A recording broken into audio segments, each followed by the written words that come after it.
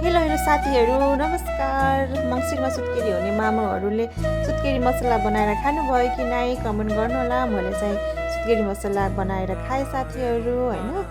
सुत्केरी मसला बनाउनको लागि मैले चाहिँ के सामग्रीहरू युज गरेकी छु मैले छोटो मिठो भिडियो हजुरलाई जानकारी दिन आएको हैन। मैले जे जानेको छु सुत्केरी मसलाको लागि मैले चाहिँ लिएकी छु ओखर, पत्तिसा, मिश्री, किसमिस, बदाम, वाटरमेलन सीड, पम्पकिन सीड, काजु, गुद, खजुर, मेथी, सम्फू, नारियल, लङ सुकमेल लिएकी छु। हजुरले चाहिँ धुलो पनि लिन सक्नुहुन्छ। मैले चाहिँ सँगै लिएकी छु।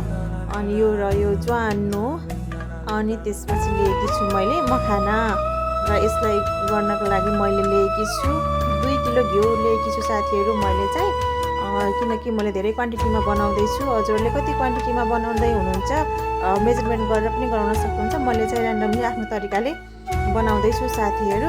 अब सबैलाई मैले ड्राई रोस्ट गरेर मिक्सीमा पिसेर घिउमा पकाएर अनि खान्छु साथीहरू। भिडियोहरू अन्तिमसम्म हेर्नु होला। मन पर्यो भने लाइक, कमेन्ट, सेयर र सब्सक्राइब पनि गरिदिनु होला साथीहरू। Okay, bye bye.